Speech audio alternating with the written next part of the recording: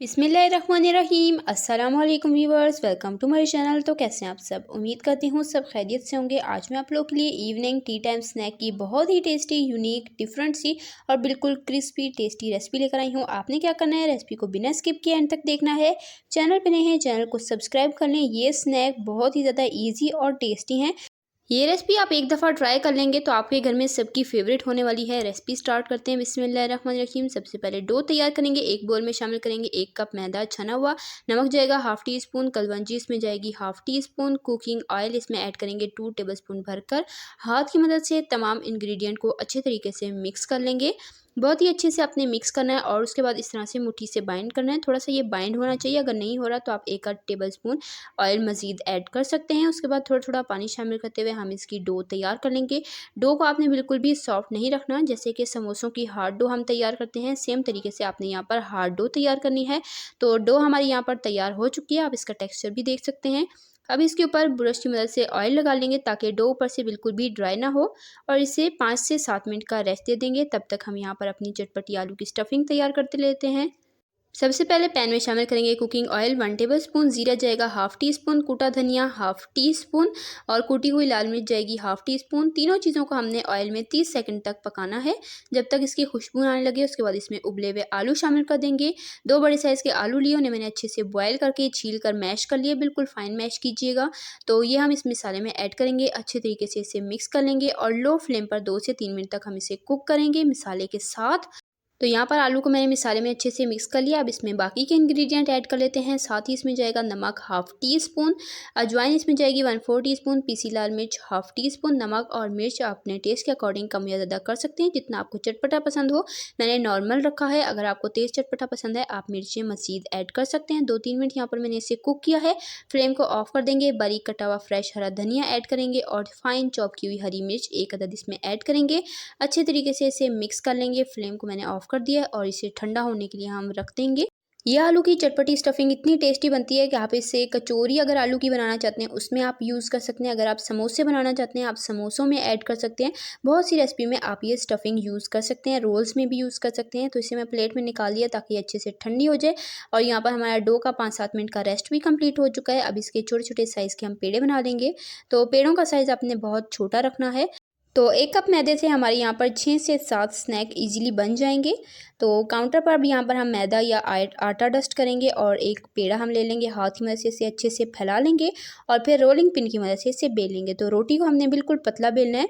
रोटी को अगर मोटा बेलेंगे हमारे स्नैक जो हैं वो बिल्कुल खस्ता नहीं बनेंगे और वो अंदर से कच्चे रहेंगे। इसलिए रोटी को आपने बहुत ही पतला सा बेल लेना है। उसके बाद हम इसकी कटिंग कर लेंगे। तो यहाँ पर कोई भी आप कटोरी ले लें, जितना साइज़ आपको चाहिए उस हिसाब से आप इसकी कटिंग कर सकते हैं।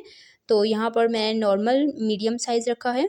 अब यहाँ पर मैंने 3 जो है रोटियाँ निकाल ली हैं। एक्स्ट्रा आटा हटा देंगे और एक रोटी को भी हटा देंगे। बाकी जो 2 रोटियाँ हैं इससे हम स्नैक की शेप बनाएँगे। एक रोटी पर हमने इस तरीके से कट लगाने हैं। यहाँ पर आप ध्यान से देख लें, थोड़े-थोड़े फासले पर इस तरह से हम इसकी कट लगा लेंगे। तो बहुत ही ईज़ी है ये डिज़ाइनिंग, बस आप एक दफ़ा प्रैक्टिस करें आपसे ईज़िली बन जाएगी।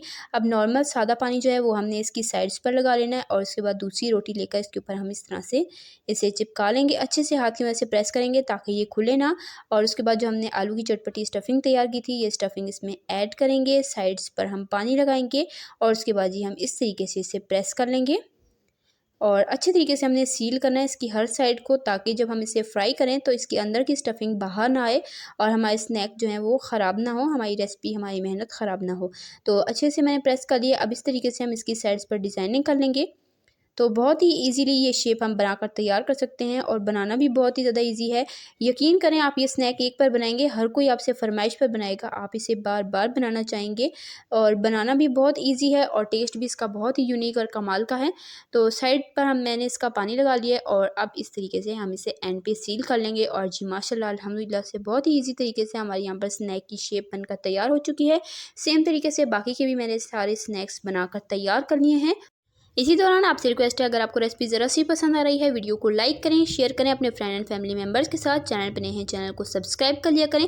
इससे हमारी हौसला अफजाई होती है, हमें पता चलता है कि हम कैसा काम करें। तो चैनल को लाजमी सब्सक्राइब किया करें। ऑयल को हाई फ्लेम पर अच्छे से गर्म कर लेंगे। उसके बाद इसमें एक एक करके सारे स्नैक्स को ऐड कर देंगे और मीडियम टू लो फ्लेम पर हमने फ्राई करना है, ताकि अंदर तक अच्छे से कुक हो सकें। तो अगर हाई फ्लेम होगी, ये अंदर से अच्छे से कुक नहीं होंगे और अंदर से जो डो है, जो आटा है, वो कच्चा रह जाएगा। इसलिए लो फ्लेम पर इसे 5-7 मिनट तक ज़रूर कुक कीजिएगा, पलटते पलटते हुए। तकरीबन 3 मिनट बाद मैंने इसकी साइड चेंज की है और उसके बाद जी माशाल्लाह अल्हम्दुलिल्लाह से 7 से 8 मिनट हो चुके हैं इन्हें फ्राई होते हुए, और कलर आप देखिए माशाल्लाह कितना ज़बरदस्त गोल्डन आया है। बहुत ही क्रिस्पी खस्ता ये स्नैक बन चुके हैं। इन्हें ऑयल से निकाल लेंगे। सेम तरीके से बाकी के भी सारे स्नैक्स बना लेती हूँ।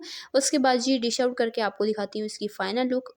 तो आपने इस रेसिपी को लाजमी ट्राई करना है, अपना फीडबैक भी मेरे साथ शेयर करना है कि आपको रेसिपी कैसी लगी। इन गर्मा गर्म स्नैक्स को मैं केचप के साथ सर्व कर रही हूँ।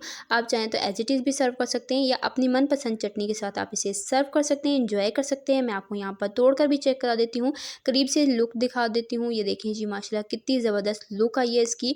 तो आपने सेम रेसिपी को फॉलो करना है, इंशाल्लाह आपकी रेसिपी बिल्कुल परफेक्ट बनेगी, बिल्कुल भी ख़राब नहीं होगी। सारे स्टेप्स डिटेल के साथ मैंने आपके साथ शेयर किए हैं। तो रेसिपी को लाजमी ट्राई कीजिएगा और अपना फीडबैक भी लाजमी शेयर कीजिएगा। मेरी मेहनत, मेरी रेसिपी ज़रा सी पसंद आई है, वीडियो को लाइक कर लें और चैनल पर नए हैं, चैनल को सब्सक्राइब कर लें। मैं आपके लिए इस चैनल पर इसी तरह की टेस्टी मेरी रेसिपी डेली लाती रहती हूँ। सब्सक्राइब कर लें। इंशाल्लाह फिर मिलेंगे। अल्लाह हाफ़िज़।